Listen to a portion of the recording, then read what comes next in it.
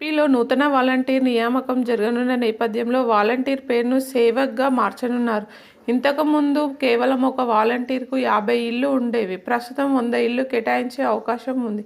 ఏపీలో మొత్తం వాలంటీర్ల సంఖ్య 2,54,832 మంది.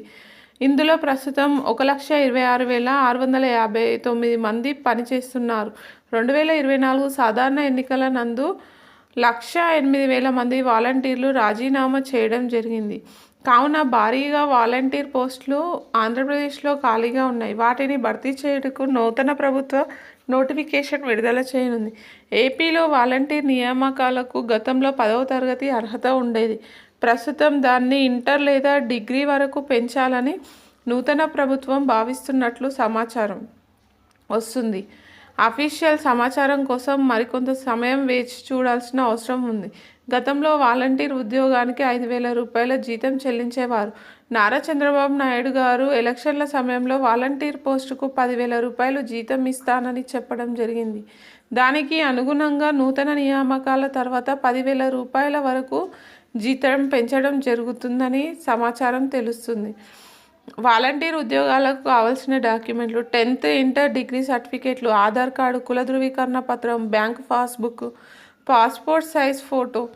ఏపీ వాలంటీర్ జాబ్స్ 2024లోని నూతన వాలంటీర్ నియామకాలు సంబంధించి చాలామందికి ఉన్న సందేహం ఈ ఉద్యోగాలను ఎలా ఎంపిక చేస్తారు. గతంలో మాదిరిగానే ఇంటర్వ్యూ నిర్వహించి ఈ పోస్టులను భర్తీ చేసే అవకాశం ఉంది. గతంలో ఒక వాలంటీర్కి 50 ఇండ్లను కేటాయించేవారు.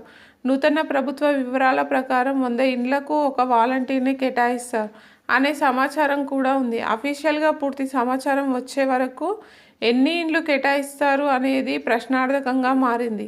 గతంలో వాలంటీర్ వారానికి కేవలం 3 రోజులు మాత్రమే సచివాలయం సందర్శించి ఏదైనా పనులు ఉంటే చేసేవారు. నూతన నియామకం నిబంధనలు మారే అవకాశం ఉన్నట్లు తెలుస్తుంది. ప్రతిరోజు సచివాలయం లేదా మండలాఫీస్ నందు నిర్వహించే మీటింగ్లకు హాజరు అవ్వాల్సి ఉంటుంది. వాళ్లకు కేటాయించిన ఇండ్లకు సంబంధించిన పనిని సక్రమంగా నిర్వహిస్తూ పనిచేయాల్సి ఉంటుంది. వాలంటీర్ ఉద్యోగాలకు మనం ఆన్లైన్లో మాత్రమే దరఖాస్తు సమర్పించడానికి అవకాశం ఉంటుంది. కావున దీనికి సంబంధించిన అఫీషియల్ నోటిఫికేషన్ మరియు అప్లై లింక్ కింద ఇంకా మనకు దీనికి సంబంధించిన పూర్తి నిబంధనలు విడుదల కావాల్సిన అవసరం ఉంది. కావున అప్పటి వరకు వేచి చూడాలి.